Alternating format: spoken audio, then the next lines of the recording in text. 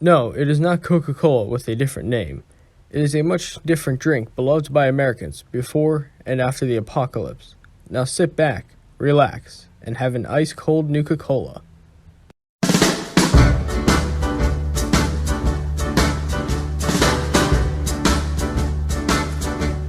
Oh, and I'm the type of guy who will never settle down. Where pretty girls are, well, you know that I'm around. I kiss them and I love them, cause to me they're all the same. I hug them and I squeeze them, they don't even know my name. They call me the Wanderer, yeah, the Wanderer. I roam around, around, around, around. Oh, well, there's Flo on my left arm and there's Mary on my right. And Janie is the girl, well, that I'll be with tonight. And when she asks me which one I love the best, I tear open my shirt and I show her Rosie on my chest. Cause I'm a wanderer, yeah, a wanderer. I roam around, around, around, around.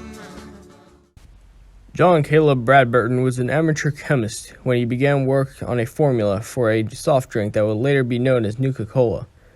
With the help of multiple organic chemists he would later call his beverage eaters, and 2 years of hard work, the recipe for Nuka-Cola was invented in late 2042.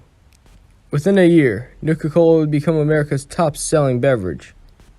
Unfortunately, Nuka-Cola contained passion fruit as one of the main 17 flavors before the Great Passion Fruit famine of 2044, with the formula changing only a few months after release due to the lack of passion fruit, and fans would notice a difference in taste. While watching hundreds of people enjoy this soft drink on Memorial Day weekend at a fairgrounds in 2049, Bradburton got inspiration for Nuka World. On May 1st, 2050, Nuka Town, USA in Kitty Kingdom, located in Massachusetts, would be open to the public. The park saw 40,000 visitors at its grand opening alone. With the park being an instant success, it would expand to include Dry Rock Gulch in 2058, Safari Adventure in 2067, and the Galactic Zone in 2072. The Nuka-Cola Corporation was very aggressive when it came to competition. The company acquired patents for the cherry and grape variants of Nuka-Cola after identifying some of its competitors. The Nuka-Cola Corporation will also try to buy out some of the competition like Sunset Sarsaparilla in 2058 and Vim Pop Incorporated in 2077.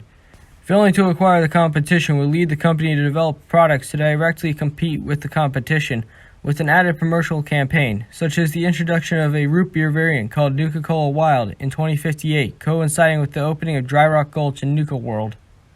Nuka-Cola Wild was popular in the American Southwest, but it could never beat out Sunset Sarsaparilla.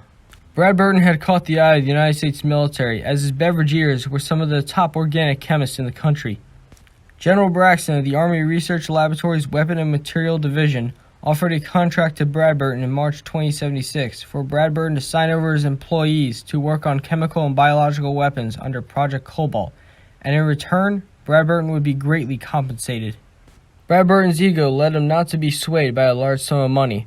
With his connections in Washington, D.C., he uncovered a top-secret project known as the Life Extension and Prolongation X Program, or the LEAP-X program for short.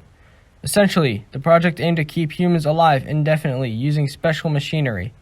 With this, Bradburton could live forever, and he'd only agree to sign the general's contract if he got access to the LEAP-X program. General Braxton agreed to the terms, and the beverage eaters were put to work on the project immediately. In October 2076, an isotope of strontium-90 was created that had potential to be weaponized into things like coating for power armor, a custom munition for the prototypical M42 Fat Man, or an area effect weapon that could be used with a thirst sapper, which is a water gun, but it could also be used in a new kind of Nuka-Cola. After many tests resulting in 62 deaths due to organ failure and many people hospitalized for radiation burns, Nuka-Cola Quantum would be created, and it was shipped to select places in the United States in 2077, notably on the East Coast like in Boston and D.C. Nuka-Cola Quantum also contained pomegranate, but it got its unique blue glow from the strontium-90. Bradburton's executive assistant, Peyton Huxley, was the only one other than the LEAP-X team and Bradburton himself who knew about Bradburton's plans and was trusted to handle his employer's affairs after Bradburton's retreat from the world spotlight. Bradburton initially believed that LEAP-X involved a living biosuit to preserve his whole body, but was informed by the LeapX team that because of the amount of power and special components, no more than 15 pounds of organic material could be preserved, leaving Bradburton no choice but to surgically remove his head. Bradburton would remove his head on April 2, 2077, to be placed in what looks like a jar in his personal vault under his office in Nuka World. Peyton Huxley would visit Bradburton every day to keep him informed on his company until his death when the bombs fell on October 23, 2077. Bradburton was left imprisoned in his personal vault under his office in Nuka World. 210 years later, in 2087, the sole survivor of Vault 111 and Nuka-Cola fanatic Sierra Petrovita would uncover Bradburton. Currently, it is unknown if the sole survivor kills Bradburton on Bradburton's request, or if Bradburton is left alive. We'll just have to wait and find out. But for now, ladies and gentlemen, subscribe for more content. Press that like down below. Turn on that bell notification button. Don't forget to follow me on Instagram at wandering.wastelander. And I'll see you in the next video.